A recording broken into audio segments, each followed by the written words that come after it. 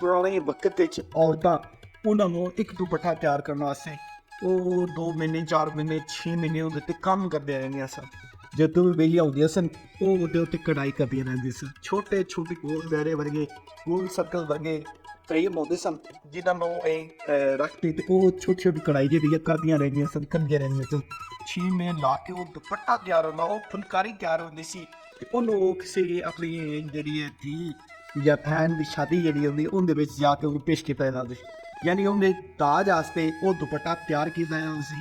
ਫਿਰ ਉਹਨੂੰ ਸਾਂਭ ਕੇ ਰੱਖਦੀ ਸੀ ਸਾਰੀ ਜ਼ਿੰਦਗੀ। ਜਦੋਂ ਖੁਸ਼ੀ ਗਮੀ ਜਦੋਂ ਵੀ ਸ਼ਾਦੀ ਆਣੀ ਉਹ ਦੁਪੱਟਾ ਜਾਂ ਉਹ ਚੁੰਨੀ ਨੂੰ ਕੱਢਿਆ ਜਾਂਦਾ ਤੇ ਉਹਨੂੰ ਪਾਇਆ ਜਾਂਦਾ ਬੜੇ ਫਖਰ ਨਾਲ। ਤੁਸੀਂ ਮੇਰੇ ਚੈਨਲ ਤੇ ਨਵੇਂ ਹੋ ਤੇ ਇਹਨੂੰ ਸਬਸਕ੍ਰਾਈਬ ਕਰਕੇ ਮੇਰੇ ਚੈਨਲ ਤੇ ਆ ਜਾਓ। ਉੱਥੇ ਇਹ ਪੂਰੀ ਵੀਡੀਓ ਪਈ ਹੈ ਲੌਂਗ ਫਾਰਮ ਵਿੱਚ, ਜਿੰਦੇ ਵਿੱਚ ਮੈਂ ਡਿਟੇਲ ਨਾਲ ਇਹਦੀ ਗੱਲਬਾਤ ਕੀਤੀ ਹੈ। ਅਗਰ ਮੇਰੀ ਵੀਡੀਓ ਅੱਛੀ ਲੱਗੀ ਤੁਹਾਨੂੰ ਤਾਂ ਇਹਨੂੰ ਸਬਸਕ੍ਰਾਈਬ ਕਰ ਲਓ ਤਾਂ ਕਿ ਮੇਰੀ ਅਗਲੀ ਵੀਡੀਓ ਵੀ ਤੁਹਾਡੇ ਤੱਕ ਪਹੁੰਚਦੀ ਰਹੇ। ਬਹੁਤ ਸ਼ੁਕਰੀਆ।